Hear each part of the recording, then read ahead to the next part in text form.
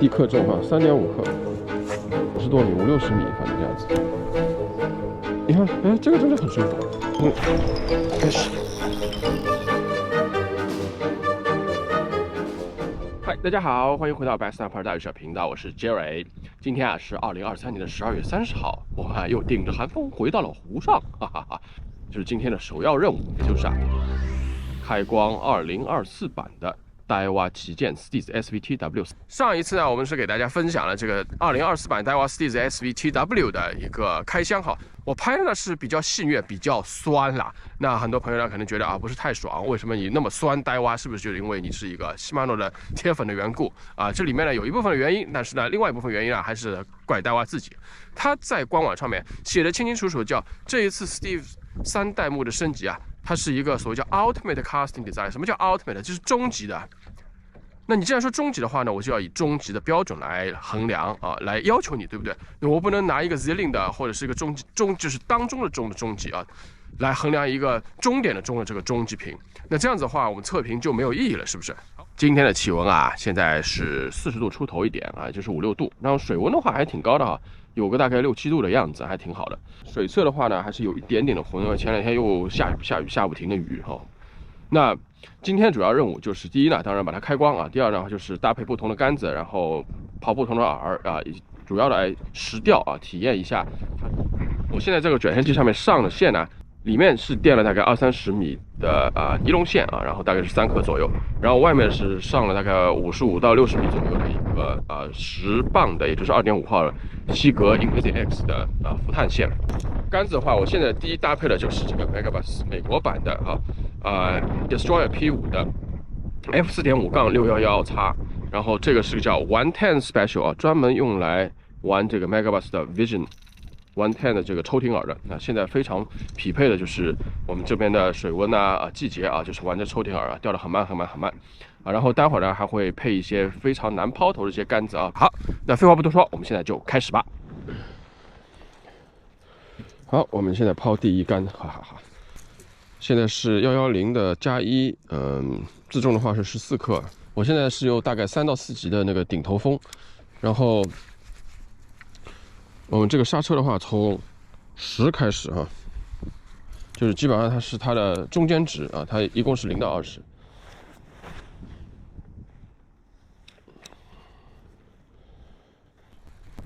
23卷啊，根据它那个回收卷数的话是85公分，23卷，它算它80公分的话，这是16米，20米不到。它现在是这样子10哈。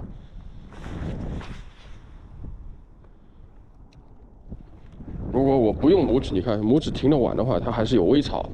这个10，当然它10的话，它那个刹车还是很大。其实侧风25卷，就是20米左右，10侧风。好，现在没有这个顶头风，然后把它调小到8，刹车调到8。这个调到8以后啊，它这个饵啊就不会再，这个很明显的感觉就是它刹车没有再牵着饵走了，非常明显的感觉，这个饵就突一下子出去了，射出去了。这10到8哈。8的话，有可能今天是比较适合的一个刹车值。27，这个距离的话，其实已经跟这个刹车没有太大的关系了。就这个饵啊，搭配我这钓竿，我这个线组哈，在这个情况下，基本上25卷左右，20米左右，3、4级的这个迎头风，就这样子了。你再调小刹车的话，其实应该是没有什么太大的关系了。回头我们接下来再试一下吧，把它调小到从8调小到6吧。我估计这个6要炒粉。现在这个风关键是一会儿大一会儿小。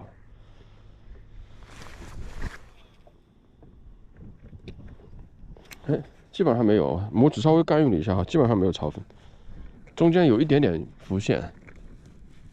1、2、3、4、5、6、7、8、9、10、11、12、15，你看，它这个基本上就没有什么距离上的增加了。这个顶头风啊，它就这样子了。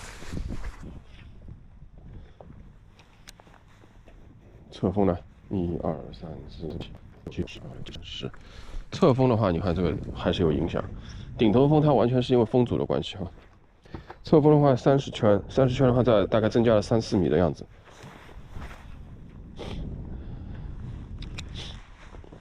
我这用力了啊，1、2、3、4，用点力，再多了4圈，4圈的话，按照它这个基本上再多了3米左右吧，27米左右。我觉得你如果6刹车顺风，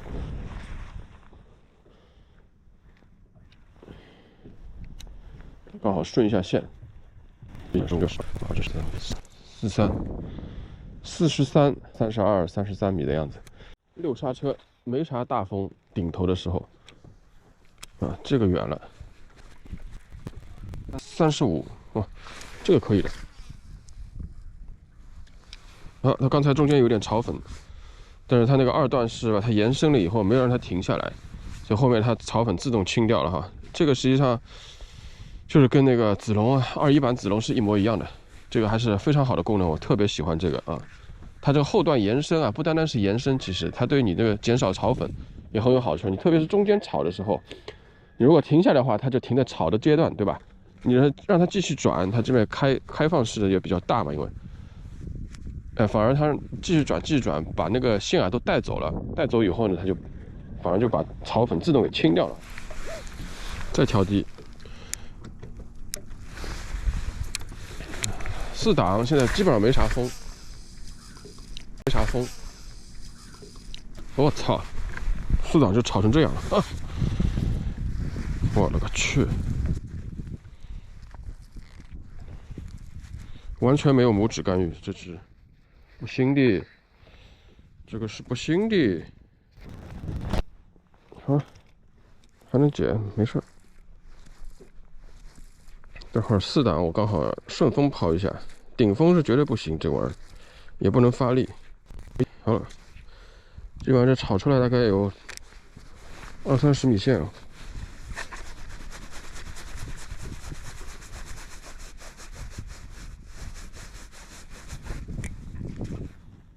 没鱼吗？好，4档我们顺风投一下。靠，4档顺风投它都会炒粉的。4档我加点拇指干预，顺风就不会炒。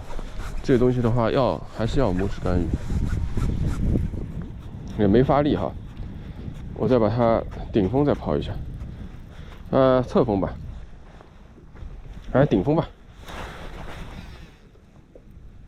你要4档开个拇指干预的话，没有任何的意义。用呆蛙的话，直接就是6档啊、7档、8档，刚才这样子抛出来，甚至10档顶风，一点压力都没有啊。这个拇指不去 manage 的话，没有任何的问题。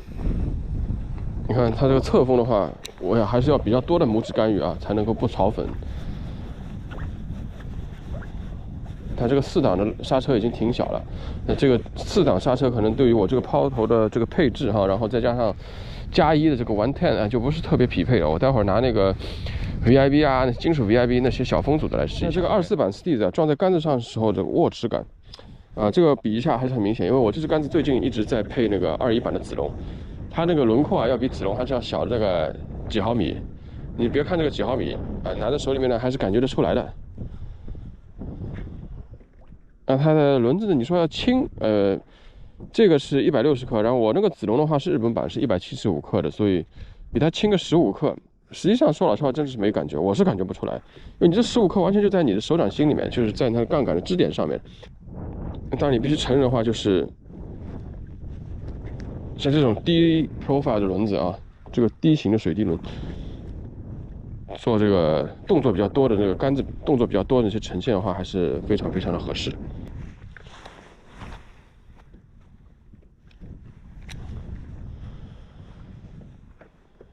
这种顶风抛的时候，这种抽停饵，它饵的飞行的姿态非常重要了。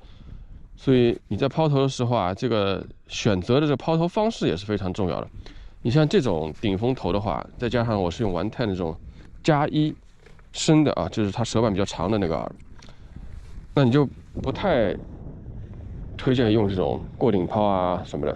那侧手回旋这还是非常非常的合适的啊，它就适合它抛出一个低弹道。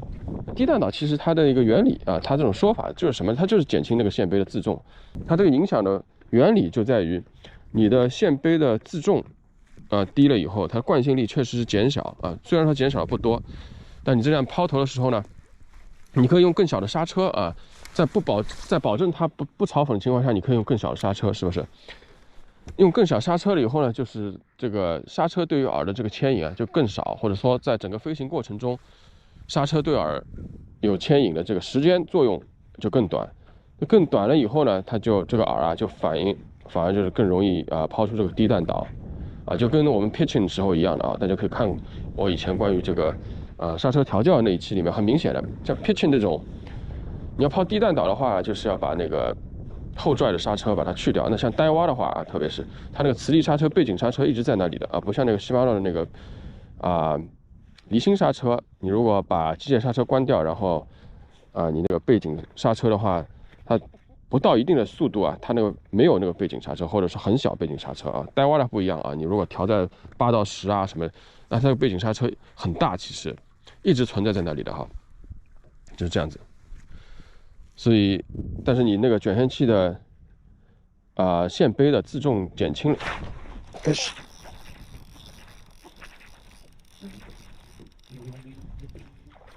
wrong species 都，好吧，来了一个小狗子，小狗子是戴蛙 Steez SV 的开光的第一只，开光第一条。好，我们继续说哈，刚才被狗子打断了。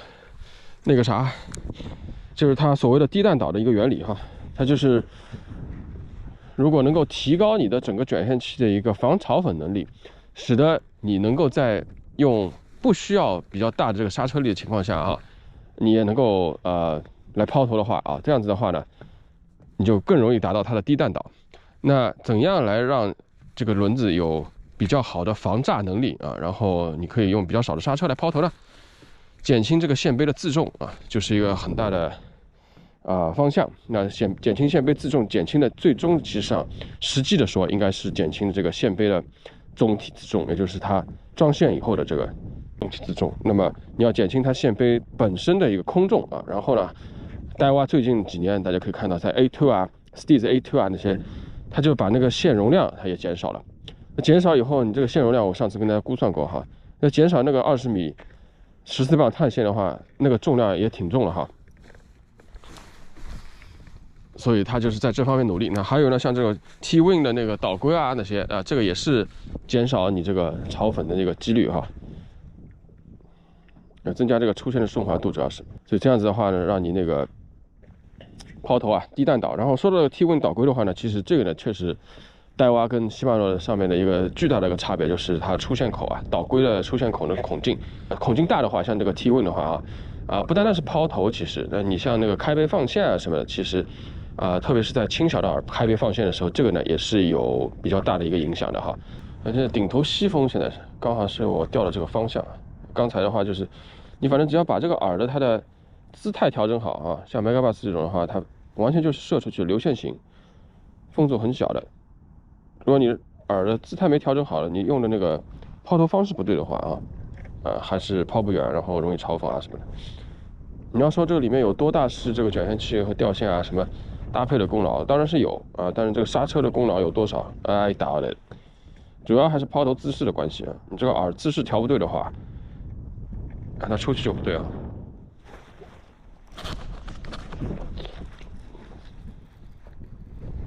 哎 ，Crappie 来了！嘿嘿嘿，嘿嘿嘿，还在这边呢。Crappie 来了哦，耶！哼哼哼。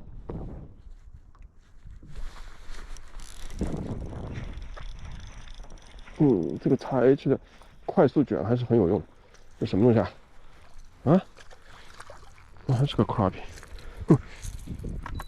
我刚才一带没带住就是转腰刺的时候，这个杆子没带紧，然后第一次没刺好，但是它XH很快嘛，一下子一卷，然后又带。那像这个卷线器的话我现在手里面这个24版 Steez 的话，它是8.5:1的 XH 的超高速笔啊。它的卷感的话，跟我现在手里面那个 Zilling 啊，又挂到槽了。Zilling 它的卷感要比 Zilling 好。Zilling 的话，我现在手里这个 Zilling 的话是，哎呦，那边不对头啊，都是水面。Zilling 是一个高速笔的，就是7.1还是几比1的，就7比1吧，基本上是。那7比1的话，照理来说，它的卷的那个感觉啊什么的，包括它的疲劳度啊什么，都应该要好过这个8.5比1哈。你看你做工力矩，它是费力杠杆相比来说更少费力一些。那当然，这个 Steez 的话，它现在是这个饵直接叼走了，又来了哦。这个是个 bass 吧？耶 ，perch 哈，哦，大的 perch， 嚯，饵直接叼走了，哦，我还以为是个 bass 呢，这个饵它直接叼走了，鱼在那么浅的地方，好漂亮呀！嘿嘿，咬的尾钩哈。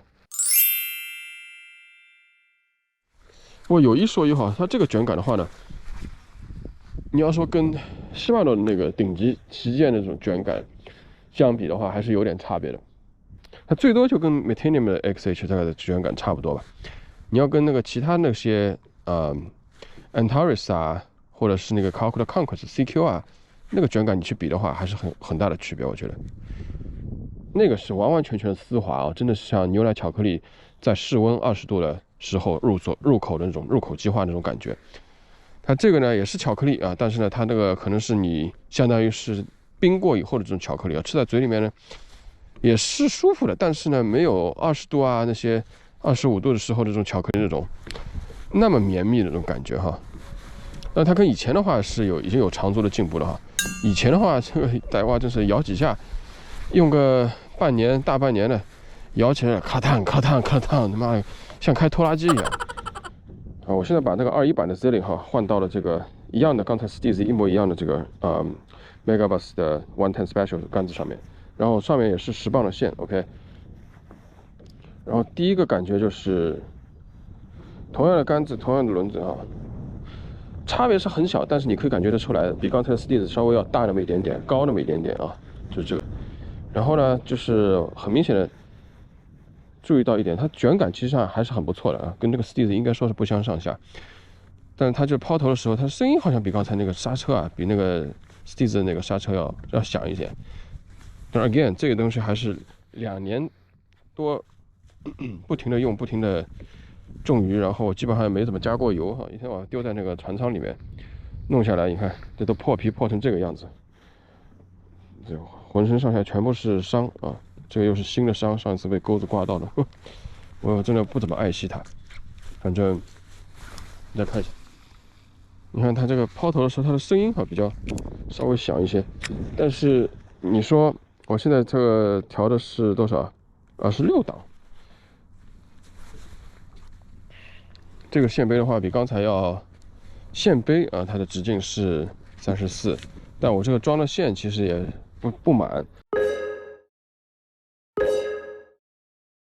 说老实话，你真的抛投的话，我甚至没有很明显的一个感觉啊，至少对110 Vision 加1的这个饵啊，顶峰这么抛投的话，10磅的线一样的杆子哈，除了那个握持感，你可以感觉得到那个 Steez， 它确实要比它要低一些。那低一些的话，你持杆确实要舒服一点，但是这个不是天和地的一个区别，不是黑与白的区别。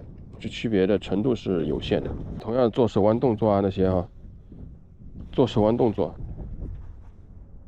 就没有任何的本质上的这种一个不舒服一个舒服的这种感觉。OK， 好，我们现在来泡一下这个是吧？这个现在上面这是 Metanium 哈，那这支杆子的话就是 Megabass 的 F5 ST Stinger Top 实心杆梢，然后611X7这次也是611，这次是 Bearing Down， 是冬天我玩 Jig 的专用杆子。现在上面这个 Jig 是一个7克的 Jig，7克的 Jig 头哈，然后自己做那个这个杆子的话，实际上配这个7克 Jig 头的话，然后你来顶风抛啊什么，有的时候它不是特别好抛的啊。但是这种玩过的话知道了哈。如果你个 load 不好的话哈，特别抛那轻饵，拿那个高力度的超快钓的杆子然后来抛的比较轻的饵的话，这个是有一定难度的哈。所以这个的话会考验到你的钓线搭配、你的抛投姿势，然后也会受到你的卷线器的刹车的什么的影响哈。现在是 bearing down 这支杆子哈，然后放上了 Steez， 然后还是10磅线一样的啊。这个是7克的一个 finesse jig。那现在我的刹车还是8档哈，就刚才掉 jerkbait 那个刹车。现在是2手抛。拿过了这个 Metanium 配这支杆子以后啊，换成 Steez 还是一样的哈，感觉它这个差别啊，就是更加低了哈。很明显啊，比较明显，就是比从 Steez 换到那个 Zilling 啊，好像还要明显一点。那 Metanium 的那个轮子，它其实装在那个轮座上以后啊，它导归这个前端哈，有一点往上翘一点点的，所以这就为什么实际上你 palm 的时候，你拇指停在上面，感觉会比较明显，它比较高。那现在这个 Steez 的话，它 palm 确实是比那个要舒服一些，然后。它这个大小的话，比那个 Metanium 哈还是要小一些的。其实，你看这个话比它小一些，短一些，应该短那么一点点。侧盖的话，你可以比一下，这确实呢是还是要比它低那么一丁点儿哈，低那么一丁点儿。但是 Steez 是旗舰 ，Metanium 是中级哈。这个抛投好像确实是比 Metanium 舒服，当然我这个因为10磅的线的关系，它的稳定性啊什么确实很不错。这个小的10克的这个感觉拿我这个 bearing down 来抛的话，一点点压力都没有。以前的话，像这种碰到风天啊什么的，好像还是需要有一点顾虑的，拇指控制还是多一些。现在是8档的刹车，因为你看单手的话也挺舒服。它关键是啥呢？因为它 load 的话，它只能 load 到那个饵轻哈，然后杆子的话后面力度大，然后梢子软，它只能 load 到那个梢子，梢子本身没太大的力度，所以你在抛投的时候，它梢子不能给你太多的一个反弹的一个帮助啊，这就为什么像这种杆子的话其实很难抛，这是一个原因。我为什么要拿这个来测试它的抛投？因为这样子的话呢，你就可以比较多的来体验这个卷线器本身的一个影响哈。那很稳定很稳定。现在还是8档刹车，我把它调低1档到7吧。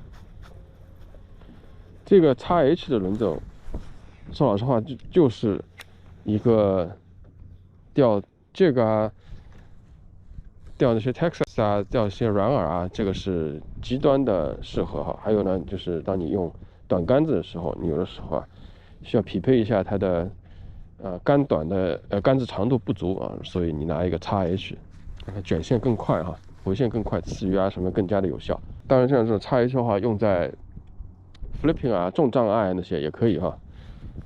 这个绝对我等到天气适合的时候，我绝对会拿 flipping 来做测试。这个是要放在我们长测里面跟大家报告，要看到它那个整个卷线器的框架加上它的齿轮等等的部件是不是真正经得起在美国这边重障碍拔大鱼好，现在试一下这个 pitching 现在 pitching 的话，我这个是多少？6。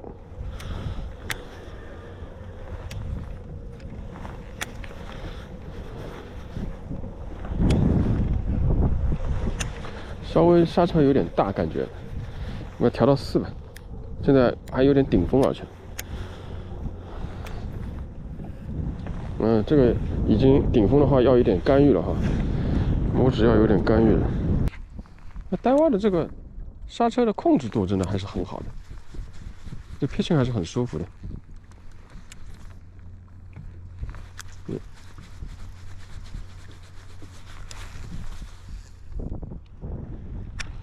4用侧手回旋7克顶风也可以抛。这个低弹道非常这个倒是真的非常舒服。那感觉拿这个小克重的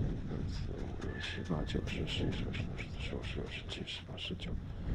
那19、20的话，有个15米左右可以抛哈。你它这个阻力风阻是小的，克重也是低的。那我杆子的话，当然它漏的不怎么好。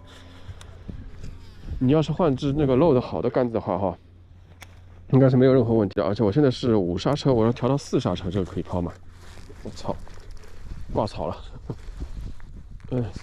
鱼，哎呀，你这搞啥呢？这怎么可能呢？这个是，我这个空的牵头钩啊，有没有搞错啊？我的，怎么有这种事情的了？你在搞啥呢？这是，那一个空的牵头钩咬上来一条鱼啊！当然这是外面刺的，太搞笑了！我靠，刚才那调4刹车想抛一杆，结果又被鱼打断了。来吧，再来还是侧手回旋。哎呦，浮现哦！这就是不能一点都不干预，不行！我现在是顶峰哈。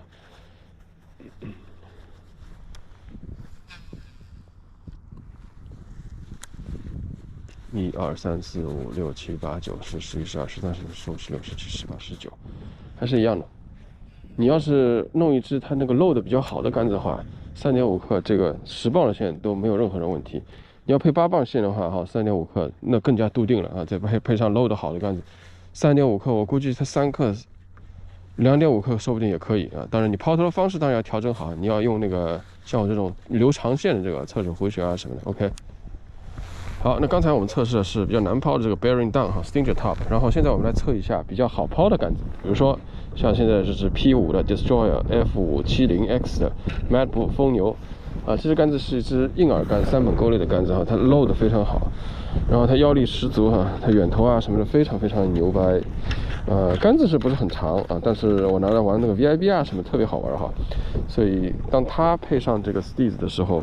会有什么样的一个抛投效果？我看看能不能清个杯啊啥的，至少抛个5、60米吧。哈，现在用的这个是一样死的，这玩意儿顶峰就像没风差不多啊。但是它有个 spin 啊，还不像那个金手 VIB 这样子。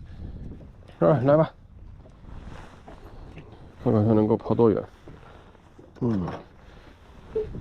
这个顺风啊，我现在用的是8。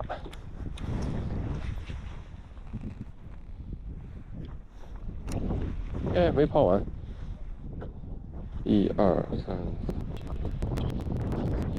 44，哎，马马虎虎吧。44，但是8，我现在直接换到4。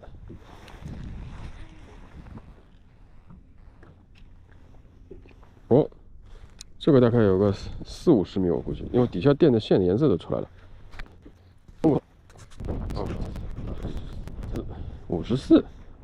54卷是多少？基本上在40米左右。我还没发力，这个不是发力的啊，这没有发力，有一点点顺风的。我还是不发力哈，调成2，行不行不知道。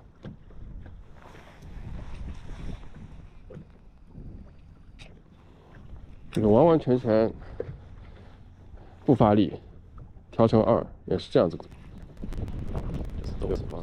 60圈的，60圈的话要40多米了要，45米了什么来？好，那我来发点力吧。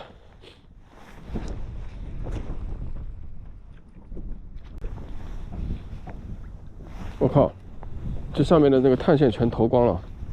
哼，1、2、3、7、2、7、3、7、4、7、5，75啊，50多米，50-60米，反正这样子，这样子哈，稍微发点力啊，有一点点顺风，然后刹车的话是2档。OK， 这个实用范围的话，我觉得一般也是够了哈。你们如果我在船上，我没法像大家那种什么转腰很发力，我这转一下腰的话，我估计是到水里面去了。现在天太冷了，还不敢做这个动作。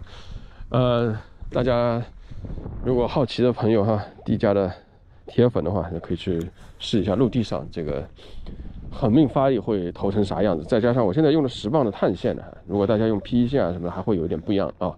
我又不是玩远投了，所以呢，这个基本上就是给大家看一下，大致是这样子的一个情况。OK， 下面呢，趁我们现在用的是这只漏的比较好的杆根啊，来换一下，用一下 Spinnerbait 高峰组道耳，看看它抛投有没有更轻松，或者是怎么样。我拿一个框架比较大的、风阻比较大的耳，然后这个好了。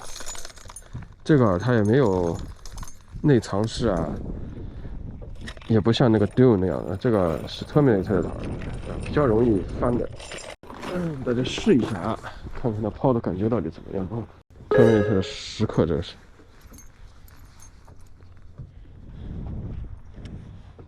刹车先调一下，现在是2肯定不行，这个调8吧先。一般小转抛哈，舒服的。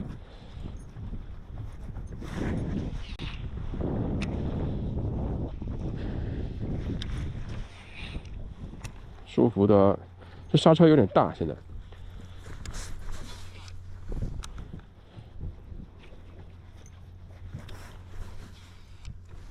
这是旋转回旋荡抛啊，旋转侧手回旋说错了，侧手回旋。现在这个刹车还是有点大，感觉10克，顶峰啊，现在是。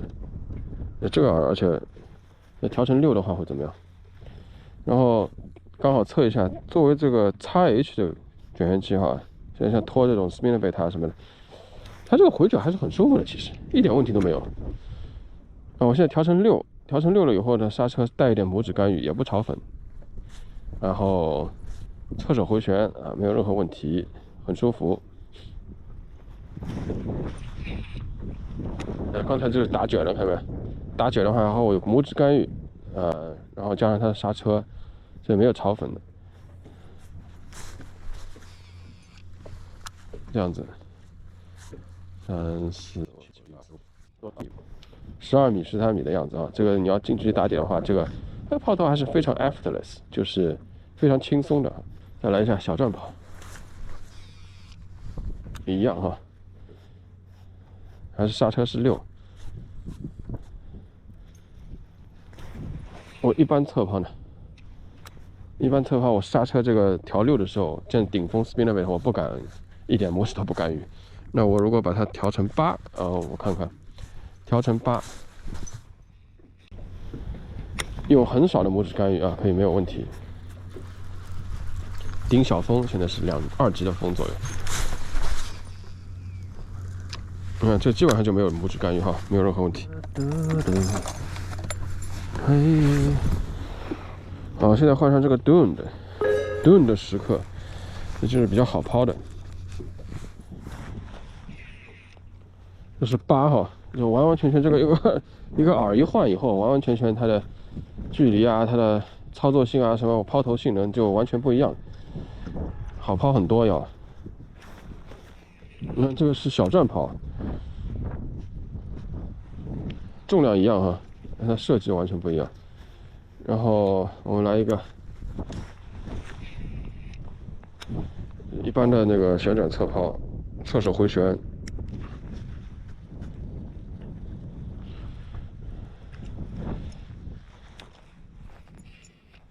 单手的这个回旋荡抛，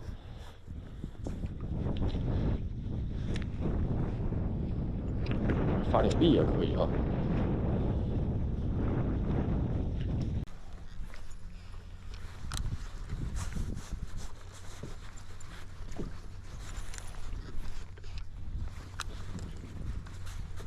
不错。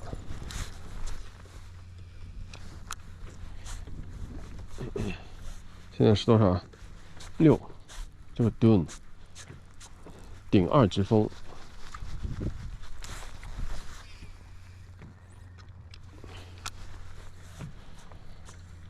好，我们基本上抛投测试啊什么的都搞定了。接下来我们要仔仔细细来钓鱼了，认认真真钓鱼了。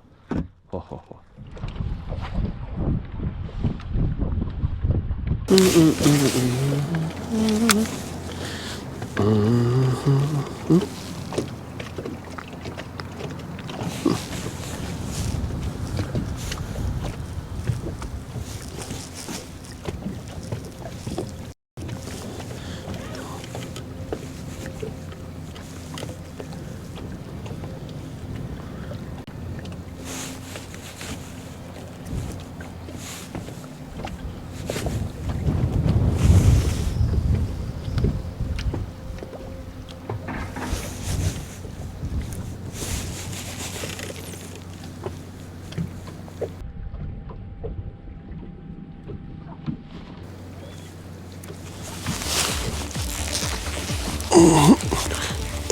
Oh my gosh, big bass! Oh my gosh, big bass! Yes! Oh my gosh, 进网就他妈跑了，我靠！哇塞 ，Steez 开光了！Yes sir! love it! 不要跳！哎，抓住了！还是要靠 jerkbait 呀。咬得非常轻，然后就带出一点皮，幸好眼明手快。这个饵啊，刚才这条鱼的话，如果松掉那么一丁点的话，都会跑掉，因为它进网它直接就脱钩了哈。Steez 顺利开光了，现在飘起小雨来了，我的天哪！有没有搞错啊？这冷的，下雨了啊！我靠，这雨还下大了！我勒个去，这什么意思呀？这是，靠，真的是下雨了啊！可恶！我看一下气象预报啊，它如果是要下大的话，我得做一下准备。好冷啊！你看太阳马上又没有了哈，下过雨了，然后它的口啊什么完全都变掉了，再加上现在的话本来就是冬天啊，就是有这个窗口期啊，所以呢它基本上我现在已经接近这个太阳落山的时候了，那个鱼呢也不咬了。那我们今天呢就坐下来跟大家简单的分享一下我用了这个24版的Daiwa Steez 旗舰 SVTW 3代目之后一些实际的感受。总体来说呢，这个 Steez 它的握持感首先是非常舒服，那要比这个 Zillion 的话要小一点点比起那个 Metanium 什么的，那要更明显的有这个感觉，就是它整个掌包握法什么的非常的舒服。然后呢就是它的抛投性能，它抛投性能的话呢应该说最出彩的地方，我觉得就是配上了那只非常难抛的这个 Bearing Down 实心烧。然后超快的杆子，然后在那边抛那个小的3.5克的那个jacket， 然后用侧手回旋的话也能够抛得非常舒服然后刹车的话4到5档的话就够了哈。确实呢，就是有助于那种低弹倒这个是比较明显的一点但是你在其他的耳长城什么的这些抛头的话说老实话呢，它这个刹车再配上它的那个所谓的 Ultimate casting spool， 就是那个线杯什么的我跟您说老实话，就是至少我在今天的这些抛头和应用的调组当中呢，没有感觉到有跟这个21版的 Zilling 有非常明显的一个差别这是它的抛头。那这次的它这个整个一个所谓叫3代目更新里面有个重头就是所谓叫 Ultimate Casting Design 就是它有很多所谓的焦点式的设计都是聚焦在为改进或者提升它的抛头性能上来做的然后呢，包括4个部分包括它的 spool 线杯，然后包括它的 brake 就是刹车，然后包括它的那个叫 Ultimate Casting Zero Adjustment， 还有一个就是 TWS 那个导线规叫 Ultimate Casting Line Guide， 这4个放在一块儿，它就组成了所谓的叫 Ultimate Casting Design。但是呢，如果你把它仔细拆开看的话，它的 Ultimate Casting Brake 就是跟21版的子龙 Zilling 一样的就是这个 SV Boost 一模一样的东西。然后呢，它的线杯呢，就是它稍微直径32毫米是以前没有用在这个 Steez 上面过那是第一次用。然后呢，它的横向的宽度也缩小了一点点，整体上呢，让这个卷线器的外框轮廓也更加小一些也是一个原因导致它可以比 Zilling比上代那个 Steez 都稍微更小一些然后 Palming 的话呢感觉更好一些然后它的 TWS 呢也是为了配合这个线杯的横向的宽度来重新设计它的形状然后呢这个侧盖这个地方把那个可调式所谓叫机械刹车是完全去掉了。那这一点的话，其实对于它的抛头，你说有影响吗？那没有影响，其实因为我们以前用，比如说像 Zilling 什么那个时候，那它本来就是调成所谓就0.2毫米的框量左右晃动那种这个东西的话，现在只是你不能调了。它单从这个抛头性能什么上来说的话，说老实话，从我今天应用的这些调组耳什么抛头方式吊杆搭配等等上面，跟21版的子龙其实并没有实质性的差别，或者说呢，我并没有发现就是21版的子龙什么东西是不能抛、不能做到的。然后呢，这个24版的这个 Steez 3代目它可以做到。它的真的区分度在抛头上面，不管是距离也好，不管是抛头的所谓叫effortless， 就是轻松程度也好，都没有本质上的差别。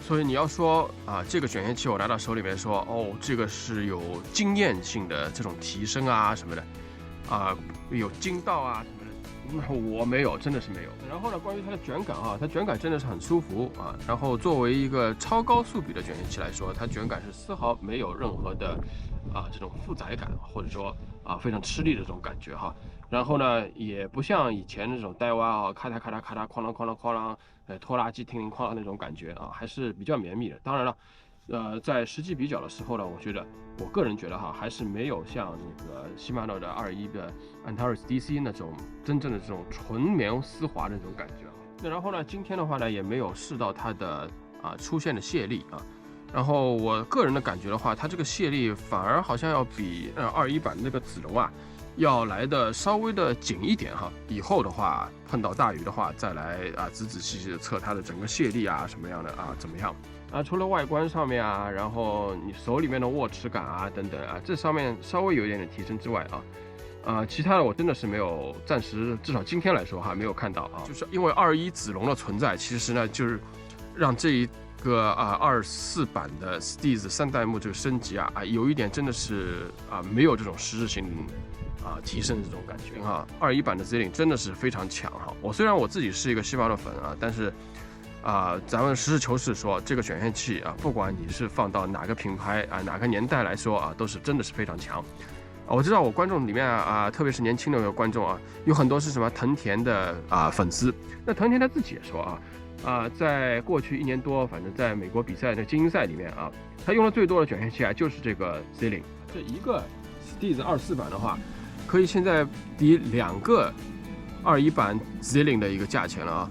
所以总结一下哈，这24版的 Steez 它的性能是很好，但是呢，比起它的21版的 Zillion 的话，其实并没有实质性的一个提升没有感觉到有明显的一个代差。那如果您是戴蛙的铁粉的话你怎么买买多少个24版的 Steez 我都没有任何的意见。但是如果您手里面已经有21版的 Zillion或者是有前几代的那个 Steez 的话，那我就觉得您就真的是没有100%的必要再去更新这个24版的 Steez， 因为它实际上这个代差真的是非常的不明显当然，这个是现阶段的一个结论等到我用长时间以后到底是怎么样一个感觉然后看看它的那个 durability 就是它的耐久性等等都考虑进来以后，包括博过大鱼以后它的整个一个表现怎么样最后呢，这个做长测的时候做一个结论再来跟大家分享。那我想这个结论可能不是非常的 positive， 就是不是非常正面因为我好像有点劝大家不要买这种感觉。但我想这个也就是我们这种有土博钓鱼土博开频道，然后给大家做这些钓具测评的一个实用的目的，不是吗？好了，这就是关于2024版达雅的 Steez 3代目 SV7W 的开箱到开光。如果您喜欢更多这样的内容，一定记得点关注不迷路。我是 Jerry， 大鱼起源，我们下次再见，拜拜。